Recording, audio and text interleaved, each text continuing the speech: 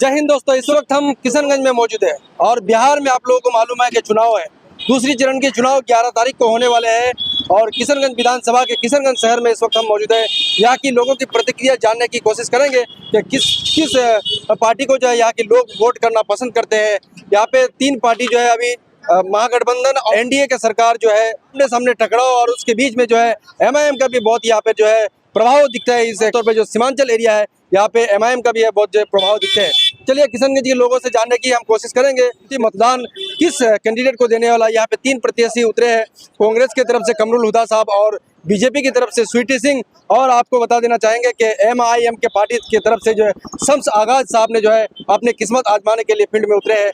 यहाँ की लोगों की कीमती मतदान किसको करेंगे, चलिए सीधे तौर से यहाँ के स्थानीय लोगों से हम बातचीत करने की कोशिश करेंगे। उनके जो है मन के भाव क्या है और क्या चाहते हैं, क्या बिहार में फिर से सरकार एनडीए की चाहते हैं या फिर बदलाव चाहते हैं, या फिर सीमांचल के लोग खास तौर पर जो मुस्लिम क्षेत्र के इलाका कहा जाता है सीमांचल में, क्या एमआईएम को यहाँ से जिताने की कोशिश करेंगे या एमआईएम को मजबूत करने की कोशिश करेंगे। चलिए सीधे तौर से लोगों से बातचीत करने की कोशिश करते हैं। क्या नाम है जीजा? अरुण कुमार दास। क्या लगता है 11 तारीख को दूसरी चरण के चुनाव है बिहार में, हाँ, खास तौर पर किशनगंज विधानसभा में, किसको वोट करेंगे इस बार? वोट करेंगे एनडीए को करेंगे। एनडीए को करेंगे। लोग तो कह रहे हैं कि बदलाव चाहते हैं, पलटू राम चाचा को इस बार भगाना जो चाहते हैं। विकास किया है एनडीए वाला, तो वो विकास कहाँ हो रहा है? जैसे क्या एनडीए यानी कि मोदी जी और नीतीश की सरकार को एनडीए कहा जाता है और इंडिया बंद कीजिए उसको। अब वो हम काट सकते हैं। हाँ, क्या लगता है कि इस बार फिर से जो है नीतीश चाचा को बनाएंगे? देखिए क्या आता है, पब्लिक क्या विकास करेगा। ऐसे क्या विकास क्या है? हाँ? विकास के तौर पर क्या क्या है? विकास तो अच्छा ही किया है। क्या जैसे क्या रोड है, बिजली दिया है, बिजली दिया है, हाँ, फ्री कर दिया है। फ्री फ्री तो अभी क्या है, इलेक्शन को लेके फ्री क्या है सर? रोड दिया है ना पहले से।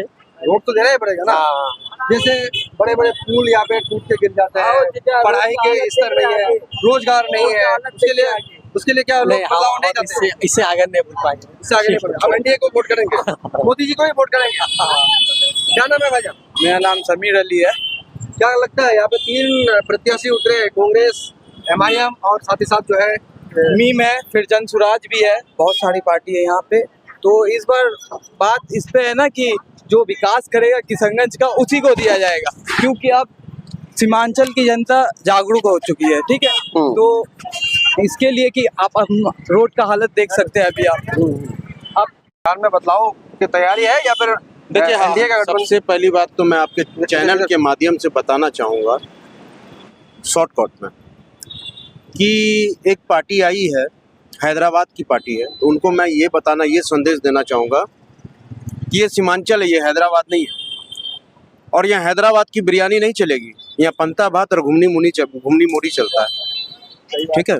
दूसरा सवाल ये है, कोई पार्टी ऐसा है कि वो हिंदू हैदराबाद मुस्लिम का करके हैदराबाद का जो मुखिया है जी। वो तो आप ही लोगों के हित की बात कर रहे हैं ना। नहीं, कि मुसलमानों की भी देखिए, आवाज बात क्या उठना है, चाहिए, नहीं, मुसलमानों ठीक के है। अंदर भी लीडर बनना चाहिए।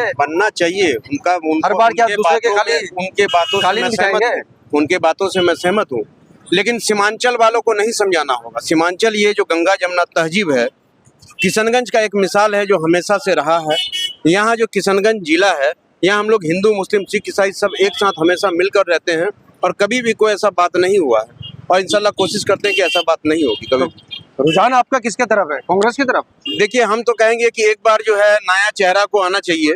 हम ये भी नहीं कहेंगे, कांग्रेस को हम लोग 78 साल से देख रहे हैं और जो होना चाहिए काम वो हो नहीं पा रहा, तो हम कहेंगे कि इस बार कांग्रेस ना आए तो मेरे लिए बेहतर। तो क्या आप जन स्वराज की तरफ? जी, हम जन स्वराज की तरफ में इस बार प्रशांत किशोर जी का समर्थन करना चाह रहे हैं और कर रहे हैं। प्रशांत किशोर का जो क्योंकि पहले दिख रहा था इलेक्शन से पहले, जैसे इलेक्शन कमीशन अपना डिक्लेरेशन करते हैं कि इलेक्शन होगा इतनी तारीख को, तब से जो है ठंडा बस्ता में लग रहा है। देखिए, उसका भी कुछ रीजन है। प्रशांत किशोर जी का एक संदेश है कि मेरा जो पार्टी है वो शिक्षा के विषय में काम कर रहा है और किशनगंज सीमांचल के अंदर में शिक्षा की बहुत कमी है। बिल्कुल सही बात। ठीक है, और शिक्षा जब तक नहीं होगी तो घर परिवार आगे नहीं बढ़ सकेगा, हमारे बच्चे मजदूर ही मजदूर रह जाएंगे। इसलिए उनका कहना है कि शिक्षा बहुत जरूरी है और शिक्षा को लेकर जब ये बात उन्होंने कही तो किशनगंज के युवा भी जो है बहुत खुश हुए कि शिक्षा का बात है भाई। तो हम लोग सब मिलके इस बार जो है जन स्वराज का समर्थन कर रहे हैं और यहाँ से जो प्रत्याशी है हमारा लोकल कैंडिडेट है, मरहूम मुन्ना मुश्ताक के बाद जो पहला कैंडिडेट यहाँ नगर का है वो मोहम्मद इसाक आलम साहब। मैं उनके तरफ से इस बार जो है फुल सपोर्ट कर रहा हूँ। बहुत बहुत शुक्रिया। नाम है भाई साहब? मेरा नाम उबैद है भैया। उबैद।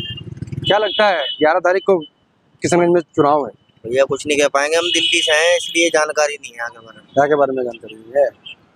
महागठबंधन और एनडीए बनाम यहाँ पे ज्यादा जो है कॉन्टेस्ट चल रहा है। मोदी जी, नीतीश कुमार एक तरफ, राहुल गांधी, तेजस्वी, इसके अलायंस एक तरफ। क्या लगता है किसको होना चाहिए, किसकी सरकार जो भी अच्छा काम करे उसी की बन जाए, जिसको भी यहाँ। अब हम कुछ कह नहीं सकते ना, क्योंकि यहाँ के बारे में अब दिल्ली से है। हाँ जी, दिल्ली में किसकी सरकार? दिल्ली में तो बीजेपी है। बीजेपी है। केजरीवाल को हटा दिए, अभी कैसा है दिल्ली? ठीक है, ठीक है, लोग तो परेशान है वहाँ। जो भी कह सकते हैं, हमारी नॉलेज में नहीं है इतना ज़्यादा, क्योंकि हम काम पे ही फोकस करते हैं, ज़्यादा राजनीति में जो है इंटरेस्ट नहीं है, ना फोकस है फिलहाल। तो आप दिल्ली से यहाँ आके काम करते हैं? हाँ, यहाँ के लोग तो दिल्ली जाके प्लान करके काम करते हैं। ऊपर वाले ने जिसकी रोटी जहाँ पर लिखी थी वो वहीं पे पहुंचेगा।